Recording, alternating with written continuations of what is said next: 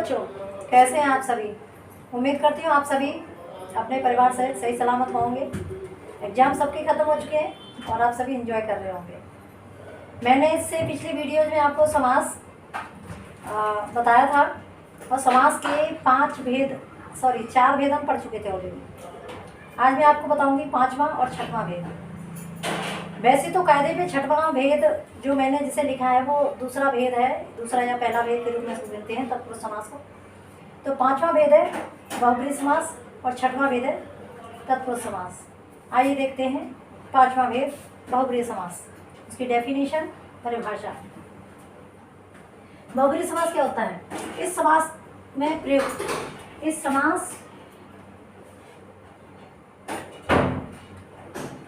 समास में प्रयुक्त दोनों पद कौन कौन से? पूर्व पद और उत्तर पद दोनों ही गौण होते हैं। गौण माने उन्हें नहीं गिना जाता। दोनों ही पद गौण होते हैं। इन दोनों पदों के अलावा कोई तीसरा पद प्रधान होता है। जैसे कि डेफिनेशन में दे रखा है, ये दोनों पद मिलकर के किसी तीसरे पद की ओर इशारा करते हैं और वही तीसरा पद प्रधान होता है। जैसे मेघनाद, मेघ के समान नाद शोर है जिसका। मेघनाद कौन था? रावण का पुत्र। विषधर, विष को धारण करने वाला। विष को कौन धारण करता है? सर्प, जिसे आप सांप भी कहते हैं। त्रिलोचन, 3 है लोचन माने नेत्र जिनके, वो कौन है? त्रिनेत्र किन्हें कहते हैं? भगवान शंकर को। तो त्रिलोचन कौन हुए? भगवान शंकर। महावीर, महान है जो वीरों में महान वीर हैं, वे हैं हनुमान। हनुमान को महावीर भी कहा जाता है। इस तरह से बच्चों आपने देखा है 4 एग्जाम्पल मैंने आपको दिए हैं। चारों ही एग्जाम्पल में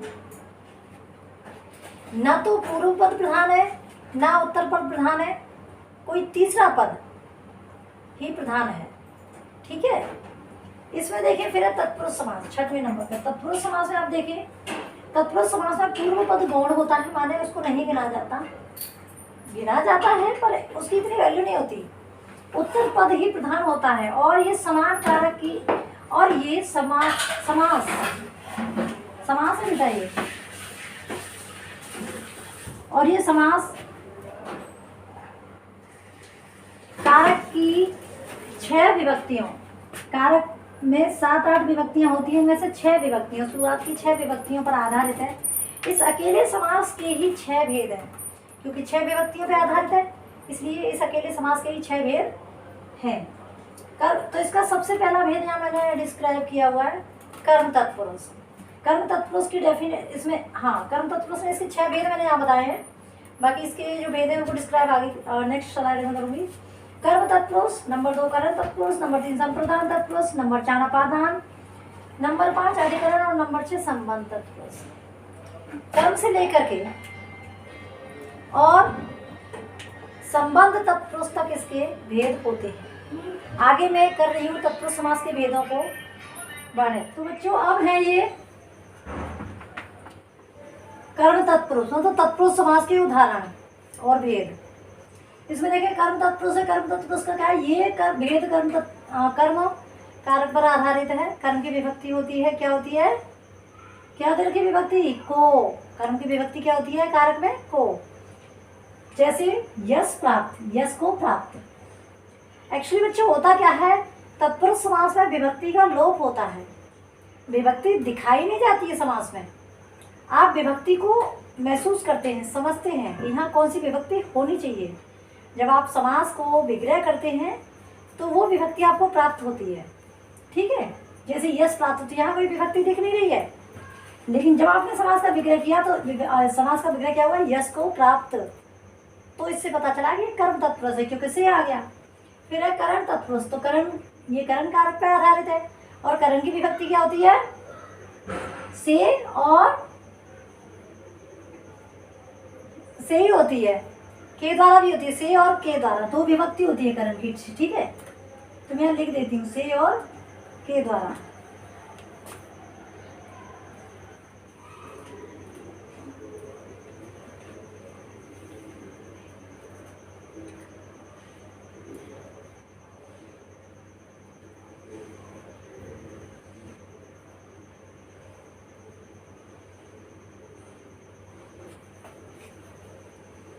ठीक है।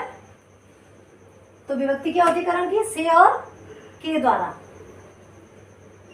ये करण का ये हो गया। जैसे हस्तलिखित, हस्त से लिखित, हस्तलिखित हस्त से लिखित या हस्त के द्वारा लिखित। और इसमें आप देखें कष्ट साध्य, कष्ट से साध्य, कष्ट साध्य माने कष्ट से साध्य, ठीक है। तो कष्ट साध्य जो कष्ट से प्राप्त हुआ हो, साध्य माने साध्य मतलब हासिल किया हो, ठीक है। साधना नहीं, हासिल करना, प्राप्त करना। कष्ट साध्य कष्ट से प्राप्त करना या कष्ट के द्वारा प्राप्त करना, ठीक है। फिर है आपका संप्रदान तत्पुरुष। तो संप्रदान तत्पुरुष में आप देखें, संप्रदान का मतलब होता है किसी को कुछ देना। प्रदान माने देना होता है ना, तो संप्रदान माने भी देना ही होता है। तो संप्रदान तत्पुरुष में क्या है कि हम कोई भी कर्म करते हैं किसी और के लिए करते हैं। तो देखें इसमें संप्रदान कारक पर आधारित है और संप्रदान की विभक्ति होती है को या के लिए। जैसे कृष्णार्पण, कृष्ण को अर्पण या कृष्ण के लिए अर्पण। गुरु दक्षिणा, गुरु को दक्षिणा या गुरु के लिए दक्षिणा। हमने अर्पण किया ना, कृष्ण को कुछ भी अर्पण किया, अपने कर्म अर्पण किए, अपना यश अर्पण किया, कुछ भी अपने पाप अर्पण किए, ठीक है। और गुरु को दक्षिणा, गुरु को कोई भी दक्षिणा तो आपने दी ना, गुरु को वापस थोड़ी ली। फिर है अपादान तत्पुरुष। अपादान में क्या होता है बच्चों? किसी भी चीज, कोई चीज किसी एक जगह से अलग होनी होती है। जैसे मान लो टेबल पे कोई सामान रखा है, वो नीचे गिर जाए तो अलग ही हुआ ना। पेड़ पे से पत्ता गिर गया तो गिर गया ना पत्ता, दोबारा तो ये पेड़ पे तो नहीं लगेगा, अलग हो गया ना।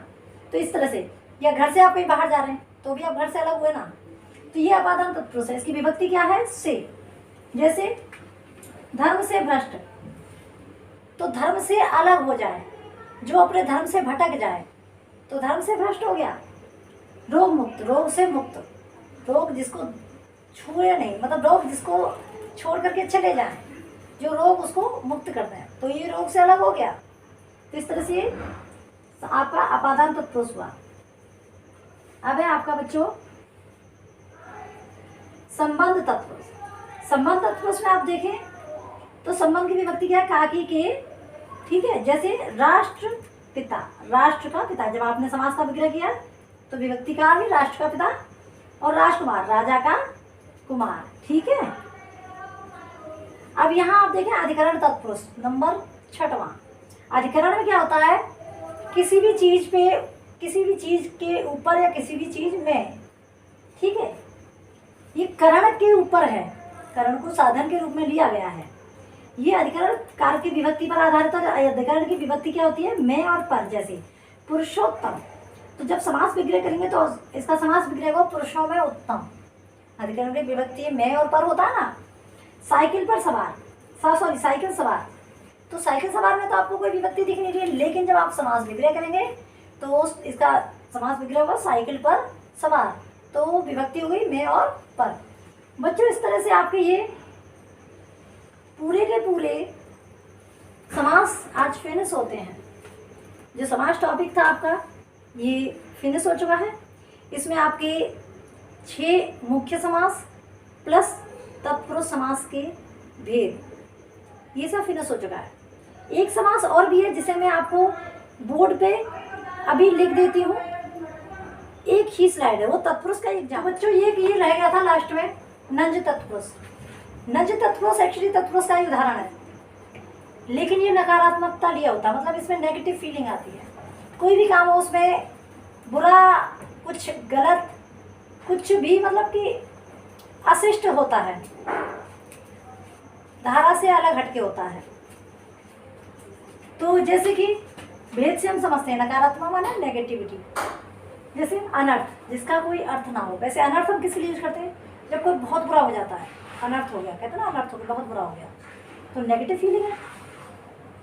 अनीश्वर, अन प्लस ईश्वर, जो ईश्वर ना हो, और जो ईश्वर ना होगा वो कौन होगा? वो शैतान होगा, तो नेगेटिव फीलिंग है, ठीक है। जैसे अनागत, अन प्लस आगत, जो आया ना हो। आप देख रहे हैं हर जगह ना लगा हुआ है, ठीक है। अनश्व, जो अश्व घोड़ा ना हो, तो देखें यहाँ भी नेगेटिविटी है। अब ब्राह्मण, जो ब्राह्मण ना हो। तो आपने 4 उदाहरण देखे और चारों उदाहरण में आपने एक चीज़ देखी कि हर जगह नेगेटिविटी है, नकारात्मकता है। यही नंज तत्वपुरुष है बच्चों। आपको किसी बुक में ये नहीं मिलेगा, किसी एकाध राइटर की बुक में नंज तत्वपुरुष का वर्णन दे रखा है, वरना मोस्टली बुक में नंज तत्वपुरुष का वर्णन दे ही नहीं रखा है। ओके, आज के लिए इतना ही। आज हमारे टॉपिक ख़त्म होता है।